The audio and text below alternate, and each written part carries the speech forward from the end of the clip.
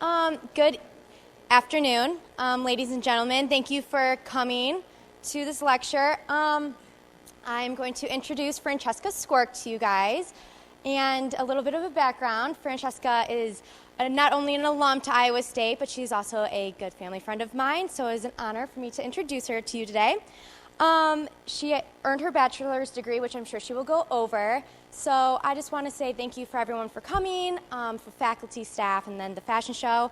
And then I also want to say a thank you to the Committee of Lectures Funds by the government of the student body for co-sponsoring this lecture. So it is my honor to introduce Francesca Squark, and she's going to talk to you about her brand and how she's created it after graduating Iowa State. Thank you. All right, hi everyone. Katie, thank you for the introduction. My name is Francesca Squark. I graduated from apparel merchandising design production in May of 2009 with my Bachelor's of Science, and then I graduated from the business marketing program in December 2009 with my Bachelor of Science. After graduating, the economy wasn't so good, so I ended up going out to LA for a few internships, and that's kind of where I'll start my presentation. That's where the company and the brand image and the vision and the dream and everything kind of started to become reality. So my brand is called FBF by Cheka. That's my logo. I started with a dream is a vision. I already explained to you, I went to Iowa State education, had 2 internships in New York, both corporate design, one at Tommy Hilfiger and the other at Macy's. Both were phenomenal internships, which I actually got through the YMA, Young Menswear Association, which I know Iowa State works very closely with. Made some amazing connections that opened a lot of doors for me as well. So did my internships out in New York 2 summers in a row, studied abroad in Florence, Italy at the Accademia Italiana for about 6 months, studied history of costume, fashion illustration, art history. It was great because the culture over there, I learned so much, got so much inspiration, and then I was able to take that and everything I had learned there, intertwine that into my senior collection and all of the projects I was working here at Iowa State. I had my internships, Tommy Hilfiger corporate, Macy's corporate. I graduated, like I said, in 2009. Economy wasn't so good. Went out to New York, did some interviewing, had a good portfolio, strong, good resume, decent experience. It was just the timing. No one was hiring. So I started looking for internships. Preferably paid internships. I had already graduated, but I came across 2, one in fashion PR, which is where my business marketing kind of played in, and the other as an assistant stylist. Decided, I'd never gone out to LA before, decided to go interview, see if I liked it. I ended up loving it. Took both internships at the same time for the summer. I had enough money saved up that I moved out for 3 months, knowing that, hey, maybe this will work, maybe it won't. And that's where I have the slide that is following a dream and pursuing a goal. So I knew I had to plan ahead. I did only have enough money saved up for 3 months with 2 unpaid internships. I learned a lot. After the first month, I realized, okay, I could see myself out here. I could see one of these turning into a career. Therefore, I took a hostess position at a restaurant on the Sunset Strip, which I actually still work at, pay the bills. From there, one thing just kind of spiraled into the next. My first internship, I worked 3 days a week at Bulari Style and Communications Firm. They were a showroom where stylists would come in and pull for red carpet events, editorial shoots, celebrity fittings, events, anything and everything that you can think of. So in terms of marketing and celebrity gifting and finding other brands that would fit well in the showroom, we had to be very particular. Trend forecasting was huge, color palettes, the fabrics, what's coming in, what's not, accessories. Everything played in because, especially out in LA, the fashion and fashion entertainment are so correlated that these celebrities or these stylists coming in to pull, they don't want to wear last season's look. And I learned that very quickly. Just even bagging the clothes or steaming what came back or whatnot, doing trend forecasting research, what teen, like award shows were coming up, the Emmys, Grammys, teen awards, who we were going to be dressing, that kind of thing. So that was definitely the PR side of the fashion industry that I had really never seen before. Then I was an assistant stylist as well for 2 days a week. And that was, like I say, the opposite side of the computer. So that job, I got a chance to actually run around, run errands. I was the stylist going into the showrooms, pulling the clothes that my boss told me to pull, or taking them here or taking them there. And so I saw both sides of things, what I really liked to do and what I didn't like to do so much. After my 2 internships, I ended up taking an assistant stylist position that was offered to me. Stayed with that for about 9 months and decided that it wasn't necessarily the most satisfying thing for me as a designer because I am very creative. I like to do my own thing. I knew from New York and corporate that I didn't really, the corporate setting was not for me, and the PR and the styling was much more of what I liked, and it was very fast-paced, kept me moving, but design is what I'm passionate about, and I have always wanted to do my own label, my own company. So that's where my brand and image and label began. It took about 3 months to figure out, where to start, how to start a company, how to start a business, where I pull from and whatnot. In the meantime, I was working at the restaurant every night, and because of that, I had met some amazing, amazing people. I also learned that, you have to be smart. Like, you have to have money in order to make money, and that's where I started to network like crazy in terms of clientele and potential investors and showrooms who I had worked with and pulled with as an assistant stylist. Like, how can I get a company or a business rolling and off its feet as soon as possible? Because I have the design background, I have the marketing background, it's just a matter of getting it started. So, beginning stages. A couple of my friends and I, we got together and we're like, well, why don't you do t-shirts? Take your logo and start a t-shirt line. Maybe, start selling them online, see how they do. So that's what I did. I had the connection to a screen printer downtown LA. I worked out a couple things with him and started designing t-shirts with my logo at that time. You'll see the evolution of my logo go as well. So started with the logo. It, first of all, stood by Fashion by Francesca. Then it changed. I'll explain why in a couple minutes. And the t-shirts, they were great. I started selling them online retail, got my friends to wear them, we did some shoots with them, and it was a great way to start. This is a first photo shoot that we did for website purposes. Kind of like what I talked about earlier, I learned very quickly that fashion is a business. I learned from New York the difference between New York and LA, East Coast, West Coast. East Coast is very high-end fashion. You're talking about your already established designers or your corporate companies.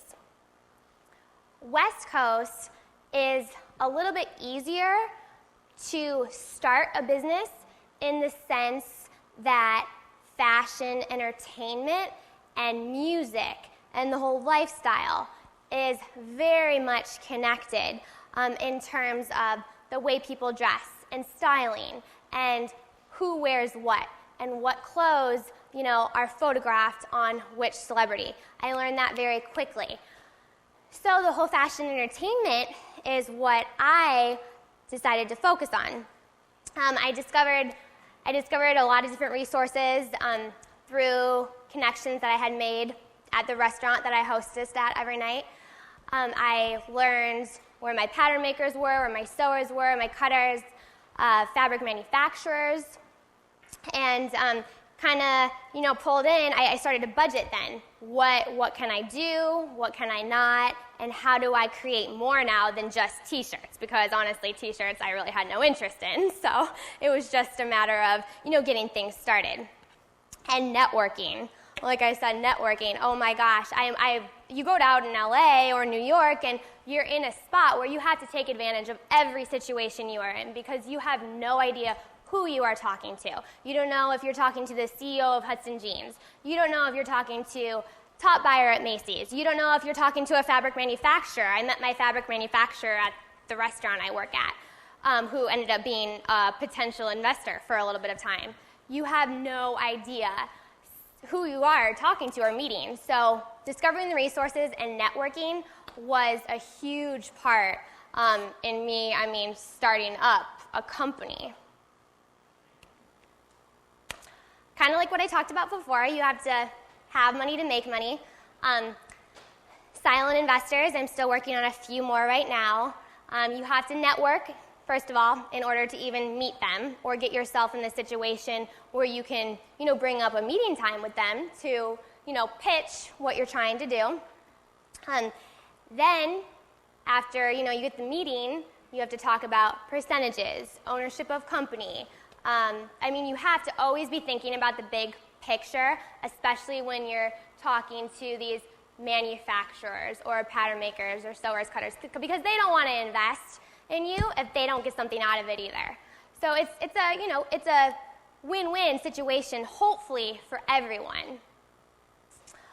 I learned quickly also that if I didn't go the investor way, I would have to take out a business loan, which highs and lows of that.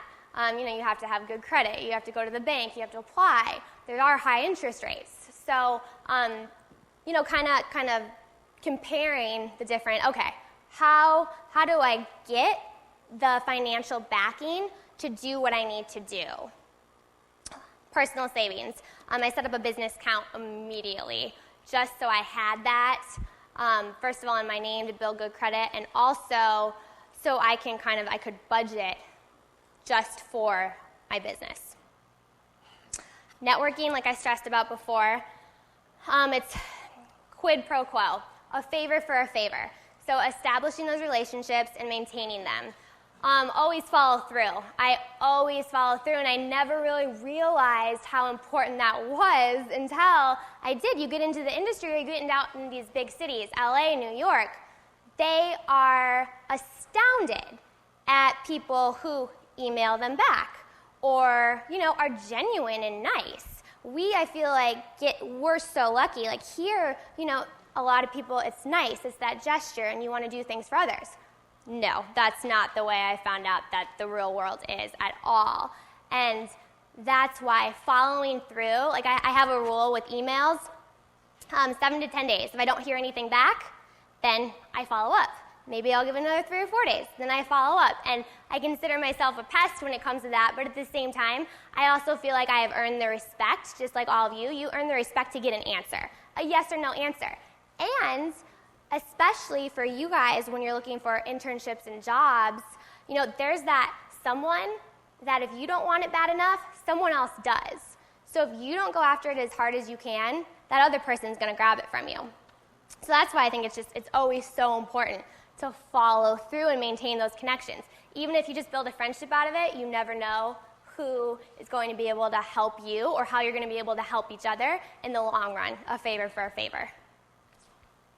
It's not what you know, it's who you know.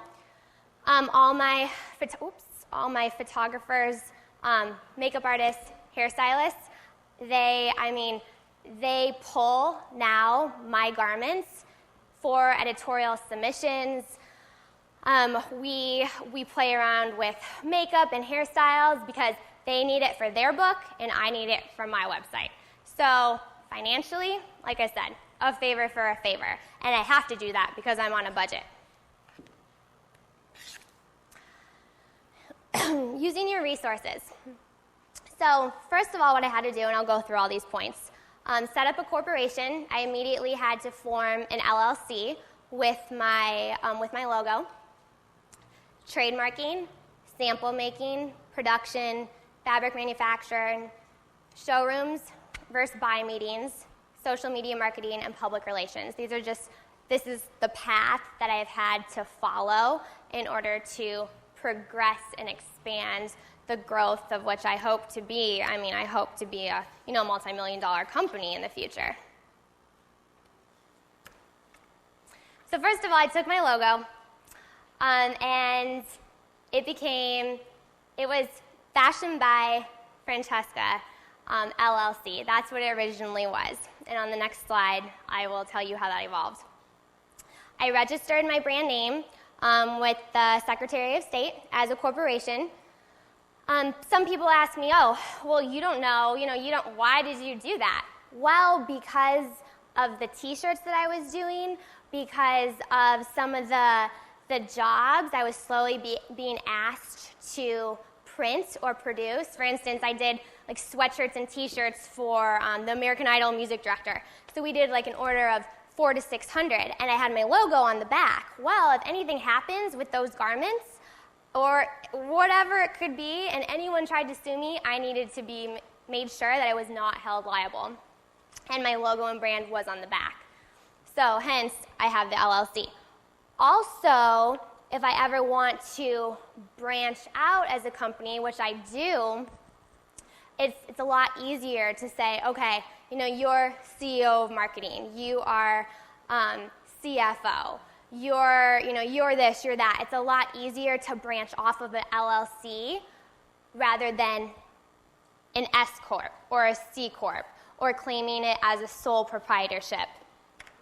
So these are just things I have learned that, hey, I'm looking in the future. Okay, if I do want to partner up with somebody, or I do want to branch off my label, this is kind of what I need to think about.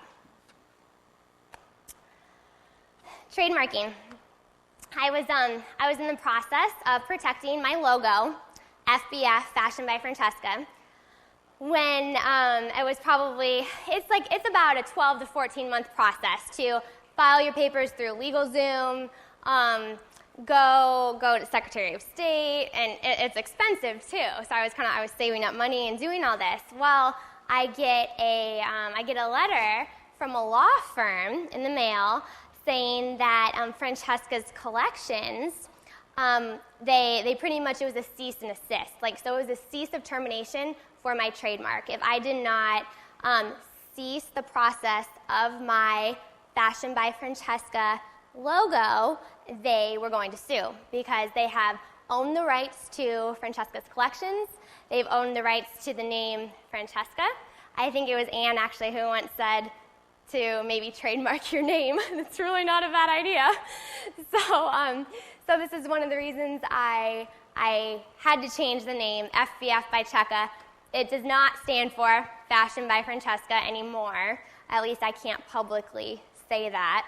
I had to take down everything from LinkedIn, Facebook, all my social media and whatnot, and change it to FBF by Checka. So that's kind of the story behind the logo. And then the evolution of, we want it to be very professional and structured. So that is where trademarking came into play. Production for sample making versus mass distribution. Right now, I am in the sample making stages. So like I talked about before, resources. I have my pattern makers downtown. I did a bunch of research downtown, pattern makers, sewers, cutters, finally found who I liked, had the fabric manufacturer actually come up to me at the restaurant, so I was very fortunate at that. He said, hey, I helped start up, Juicy, James Purse. Why don't you come look at my showroom, see if you like some samples or whatnot. And so that's what I did. I took a tour of his manufacturing facility, went in the showroom, picked out some swatches. He's like, I've always kind of wanted to help someone out or see where I could take, a small design business because he's always been on the manufacturing side of things. So he ended up shipping me a bunch of fabric that I had picked, which was great. I made a bunch of samples on my own through I have 2 industrial sewing machines in my studio apartment. I got them from actually a busser at the restaurant who had a friend that worked in the denim factories downtown, and they were getting rid of a bunch of their sewing machines. So I was able to get an amazing deal on 2 very old but very durable industrial sewing machines. So I made the samples in my apartment, brought them to him a few weeks later because I wanted to see more fabric that he had gotten, his spring collection, whatnot. And he loved what I had made. So he decided to throw in a certain amount financially and back real sample making downtown with the pattern makers. That's where I started doing my research. I went to him with different numbers, hey, pros, cons, this is why I like this is why I don't like this, that kind of thing. And so it evolutionized. Right now, I do only domestic because I'm sample making, and I'm working on orders and buys from stores right now. But as things do get ordered and we do start to mass produce, that's when 100% absolutely, I will source internationally because of expenses.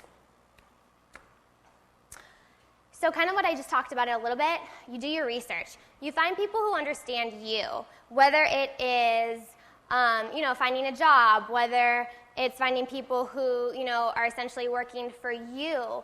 You want to find people who understand you, because if they don't understand your concept, if they don't understand, what you're trying to create, it just gets into a messy situation, and it's something to avoid.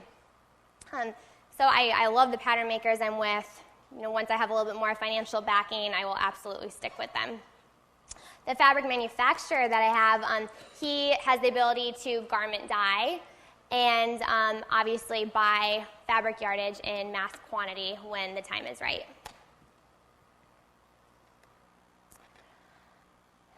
Okay, so don't waste, meaning don't overextend your resources financially or physically. So right now, like I said, I'm in the sample making stage, and then in order though for me to go to these showrooms, I have to pay a fee for the salespeople to go out and sell my things to the buyers. It's worth it because they have direct connection to the buyers, which is what I need. Or I do have to pay a fee for showrooms to have stylists come in and pull, kind of like what I talked about earlier. Also, say you have a buy, you need the resources and everything on hand, and that's where I'll start with the sample making. So you create the pattern, obviously. Then the fabric inspection is so important, and this is what it has to do with you don't want to waste. You don't want to waste your fabric. You don't want to waste money on time and labor, and you really need to understand your fabrication, what you're creating, quantity, volume, who you're selling to. So in terms of fabric inspection, is the material pre-shrunk or is it washed? This is all things I had to go over with my pattern makers.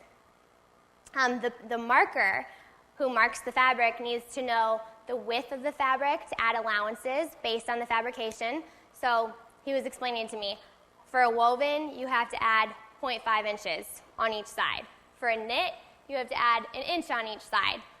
Some of my pieces have lace, so we have to add 0.5 to 1.5 inches. Marking, as you guys probably know, it's the laying out of the pattern pieces on the fabric in the most efficient way possible. So what we do is I bring in my garments, the ones that I have sewn. I sit down with the pattern maker, say, hey, we need to change this. They make the changes. She creates it on the paper for me. They take that paper, put it on their digitizer, put everything from the digitizer into the computer. Those pieces are then graded and marked by the marker on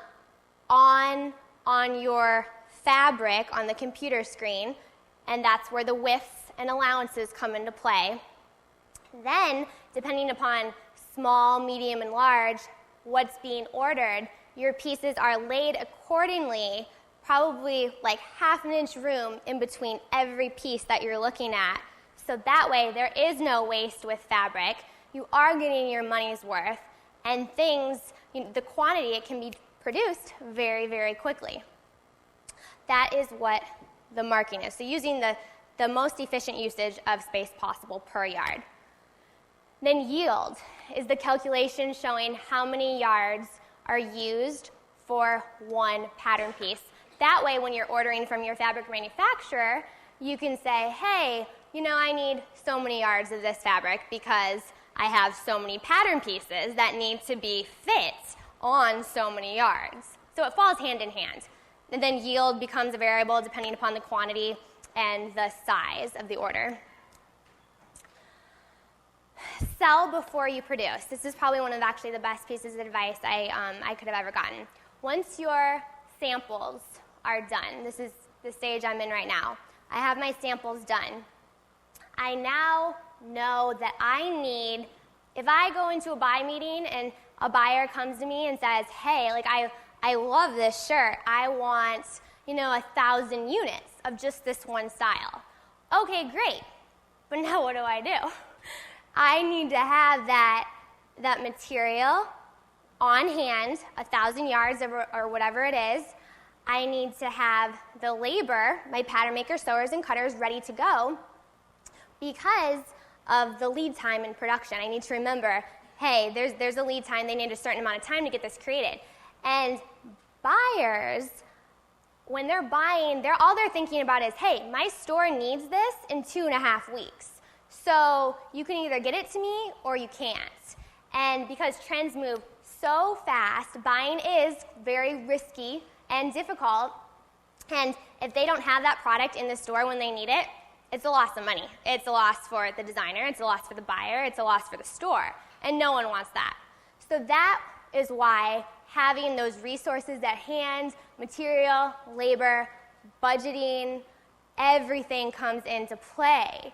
Because in the grand scheme of things, you can't be producing something that you won't see in stores for another 5 months because you don't have the means to produce. The top 4 questions buyers ask before ordering. They want to know your delivery. Is it spring, summer, fall, winter? The fabrication and colorways, okay. So they like this particular garment. Well, can I get it in, if it's a knit, can I get it in a woven, or can I mix and match this up, or what other colors does it come in? The more options you have for them, the better it is. They obviously want to know your price point, what your suggested retail cost is, and where you currently sell, if you sell anywhere yet, including online. Here's just an example of my suggested retail cost. Each style I went through for an order minimum, say a 30-piece minimum, 50-piece, 100, 200, 300. I have the wholesale cost per unit, and then how much I marked it up is my own little papers at home. And then this is my suggested retail, what it came out to be. Showrooms, we talked about this. Once you have your samples, you can either choose to go in a showroom where stylists pull, and there's where celebrity gifting is, or a buying showroom where these salespeople go out and actually take your samples to buyers and try to get the order for you. Fashion trade shows. A lot of times, these buyers are so busy that you have to make the effort. You find the buyers or you make them come to you. And this is where fashion trade shows are crucial. There's 3 major ones right now in the U.S. There's Coterie, which is biannual, and that's in New York.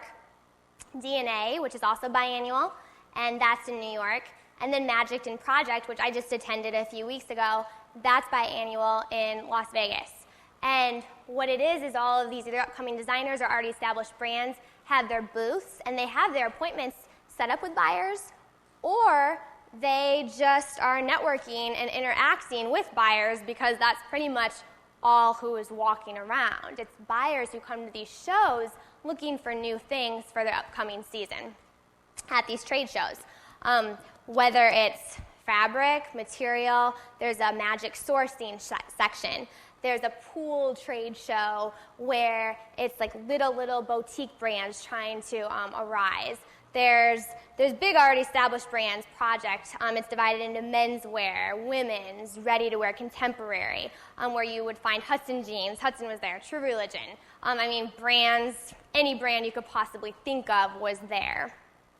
And that's where, as a designer, I pulled inspiration, trends, and I networked like crazy.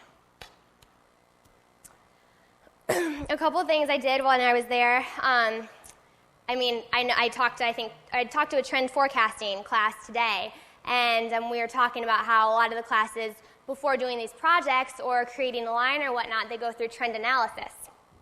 Well, that's one of the things I was doing there. Things that are coming up in the next season that I just thought was kind of cool, so I thought I'd put it in a slide. Partial tie-dye denim washes, pastels, neons, bullets in terms of accessories, fringe, delicate pattern prints, crochet dress overlay, studs, leather elastic trim, ombre knits, exposed seaming, deconstructed finishes on knits, shredded fabric on cocktail attire, unisex zipper necklaces, bags with animal boning detail, indie prints on tees, bohemian silhouettes, braided straps, rope necklaces, leather cutouts, pre-pleated chiffon, and then stone centerpiece embellishments on a lot of the accessories. So just kind of cool things that I was like, hey, I'm going to take inspiration from. That's another thing you can do with these trade shows. Then it kind of goes into the whole marketing aspect. So you can have a brand, you can create a company, you can create a line, but if no one knows about it, what's the point? So that's where Facebook, Instagram, Twitter, Pinterest, LinkedIn, postcards that you send out to editorial or PR firms, business cards, and absolutely a website.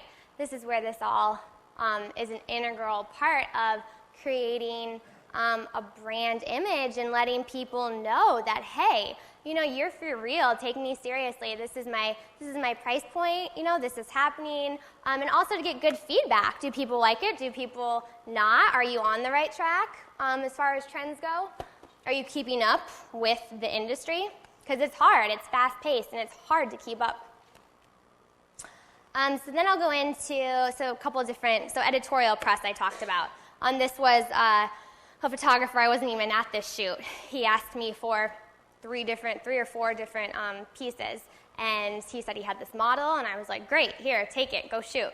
So that's what he did, and he's submitting it for, I think, Nylon magazine.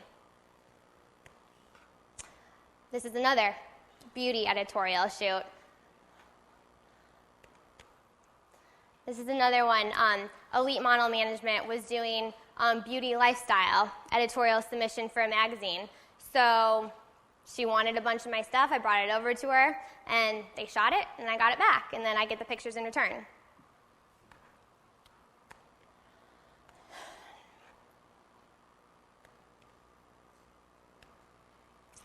Then we have the kind of what I was talking about earlier, celebrity styling, getting it on someone so that it makes a difference. If I can get one of my gowns on an A-list celebrity on the red carpet, I'm golden. That would be a dream. So this is where fashion and the fashion entertainment really are crucial. This was a award season just passed. 2 award seasons ago, I was an assistant stylist still, so I was able to dress a couple people for the Emmys, so I kind of understood how that worked. This award season, I was obviously a designer. I'm launching my own label, and I had a model or a model's manager come to me and be like, hey, she's going to a couple different parties, a couple different events for the Oscars. She would like to try on some of your stuff. So she wore this to the InStyle party where she got to take a picture with the host of the Oscars, which was kind of cool. This was one of the Grammys red carpet. A little Grammys, a little more fun, a little more edgy. She also tried on a few different things, and she ended up wearing that. So, red carpet looks in terms of press, especially out in LA, are really important. Some of my upcoming things that I have going on, actually, tomorrow, that's why I couldn't bring any of my things with me. My stuff is in a fashion showcase launch party for this TM Models Management. They're doing a fashion show where they'll be gifting, DJ, a lot of industry people. It's in Hollywood, and they wanted to use my stuff. So I had everything ready before I left town, and I'm just hoping they style everything properly. I think it'll be good. All the models are fit and everything. So that PR and getting your name out there, or your clothes on whoever you can, is so important. And then I just found out 2 weeks ago that I got into the Orange County Fashion Showcase, which is Orange County's Fashion Week, and it's a 4-day event, Thursday, Friday, Saturday, and Sunday. I'm showing on Saturday night, own runway show, with 4 other designers, I believe. It's a 6 to 10. It starts at 6 in the evening and goes till 10. We kind of take turns and whatnot, and they need 23 to 25 pieces. There's press there, red carpet, celebrity clientele, and models, hair, makeup, steamers, racks. I mean, honestly, anything and everything that you could think of for a runway show is provided. So it's really exciting. It's probably, in terms of fashion shows, obviously New York Fashion Show, or New York Fashion Week in New York, Fashion Week in LA, and then Fashion Week in OC. But still, it's getting your name out there, especially at the beginning. It's huge. And then we have behind the scenes. So I did a whole behind the scenes with Cheka. This is through fashion shows and fashion shoots that we've done, shows, shoots, everything where I have a lot of great friends who will model for me or help me during, doing backstage work and whatnot. And that's why, if any of you want to come intern, we have a fun time. It's fun. So these are just photo shoot. It's more pictures now, so I think you guys will kind of enjoy it. So these are all my models. This was for a fashion show that we actually did in a nightclub on a Friday night, and they were supposed to put up a runway stage, then we ended up not having one, so we had to create our own walkway, and then the security became our walkway perimeter, and it was for a fashion blog launch party. So then I was featured as the up-and-coming guest designer. So then that went on their blog and on a bunch of different links, and it was great. And I met some photographers there, and like I said, my friends did the modeling for me, and it was great. So my makeup artist, he was my neighbor, so he did makeup and hair. The DJ I met through the restaurant. He DJs at our restaurant every summer. Just back.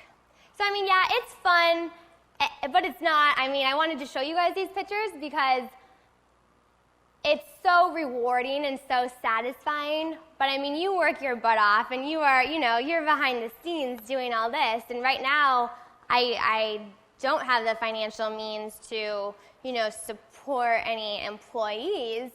That will change soon. But it's a good, it's a good learning experience. I'm doing all of these things. These are a couple different things just behind the scenes, photographers. My first time my logo was projected on a big screen. That was kind of cool. With the fashion show here, I can't lie. I was part of the fashion show. My freshman year on the fundraising committee, and then co-produced it my junior year. In the meantime, I submitted a bunch of my design work as well. But being a part of the Iowa State Fashion Show was huge. Putting this together, they asked me in a matter of 2 weeks. So I literally had to get my own music, my own models, make sure everything fit the models. Literally put together a mini fashion show for a nightclub, which was packed in a matter of about, I don't even know if it was 2 weeks. I think it was like a week and a half. But because of that experience I had had at Iowa State, I'm not going to say it was a piece of cake, but at least I knew what I was doing, and that helped. It helped a lot. It helped. I knew I had to do the poster boards, take pictures of all the models, make sure they knew their order, everything. This was from another shoot. If you visit my website, you'll see some of these pictures.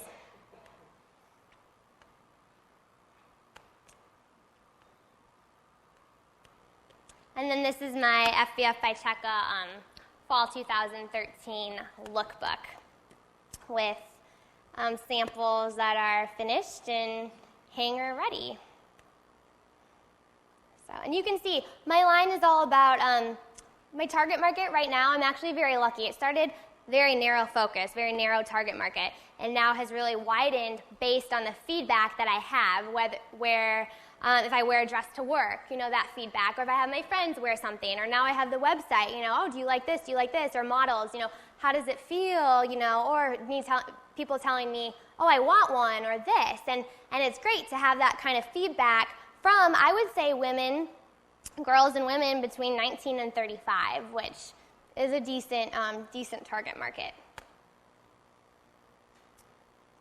So as you can see, it's day to night, ready to wear, some evening, some cocktail, things that you might be able to throw a blazer on over, or you can wear, like for instance, the top right here, you can wear it upside down or right side up. So, and I have created a couple of my garments specifically so that you can do that. That way, hey, if that sells for maybe $100 in a store, it's more valuable to the customer because it can be worn 2 different ways. And someone is willing to pay the money. That's an affordable garment because it's a twofer, a 2-for-1. Some of my things also can be worn like the top right there with the lace back on the far with the girl with the wedges. It's an off-the-shoulder shirt with knit in the front and then the lace in the back, which was also photographed as a swimsuit cover-up with the lace in the front and the knit in the back. So things that can be worn, 2 different ways. And right now in the economy, I think that's really a selling point.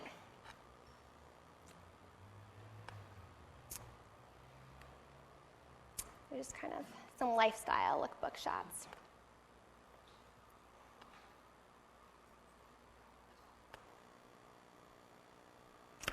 And that is, let's see if my website will pull up. I don't know if it will. Oh, no. No, it didn't. All right, I'll go back to here. So I guess, I'll open it up to questions. My motto at the end of my bio is, what would you wear today if you knew you wouldn't fail? Now go out and wear it. So pretty much, I think I used to have the mindset where certain things, certain styles were very eclectic or maybe too businesslike or too classy or too something. And now I think as a designer and seeing how style and trends evolve so rapidly and what the consumer likes, you just mix and match and have fun with your fashion. And, it's a form of personality. So, if you knew you wouldn't fail, why not wear it? So I'll open it up for questions if you guys have any questions. I don't know what time it is. Oh, okay. So, about 10 minutes worth of questions or whatnot.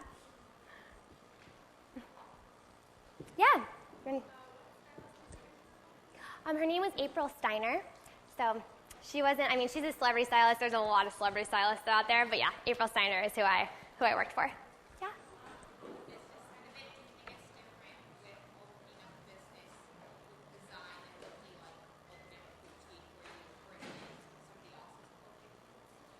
You know, I honestly, that's a good question. She asked, is it different as a designer, opening up a store as a designer, or opening a store just wanting to open a boutique and bringing other designers in? Honestly, I think they fall hand in hand. And that's where, you know, I try to be a savvy businesswoman as well as a designer and figure out, okay, you know, how can you make this work? And for me as a designer, yeah, of course I would want to, you know, have my own store. But I mean, you know, if it was going to benefit me, I definitely, you know, would want to collaborate, or a lot of because of the economy and whatnot. I think customers like to go into stores and see a few different labels as well. So, I mean, in terms of opening your own boutique, you can be successful either way as long as you market it correctly. So, good question.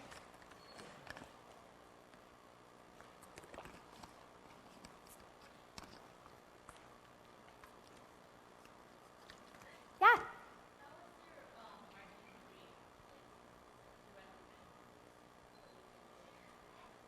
It helps, I mean, and on the slideshow, I think you saw, it's so important from the get-go to create the brand image that you want, because you don't want to tarnish anything. Right now, I have to play it very careful as far as, okay, I want to be exclusive. I want to generate revenue, but I don't want to sell in certain mass retailers.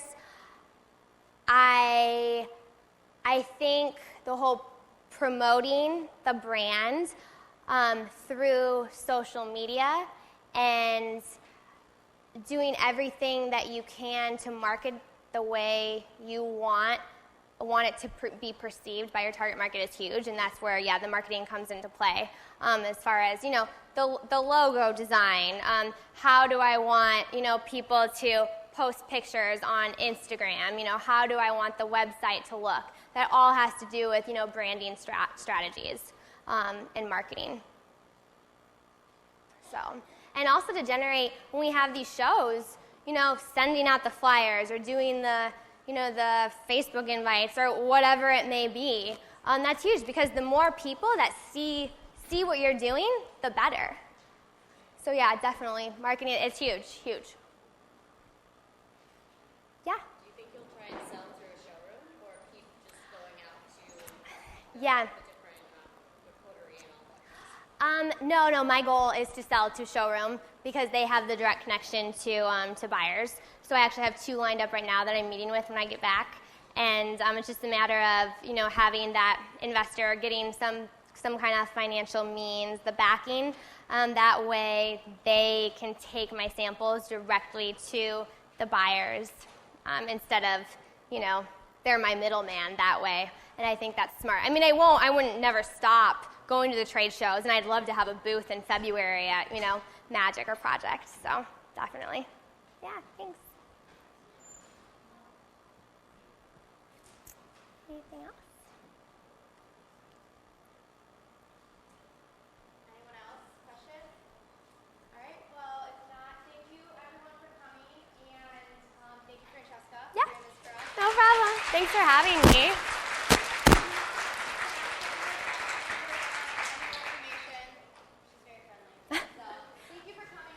I have business cards up here if you guys want to grab one, or like I said, I'm always looking for interns now, so you see we have fun.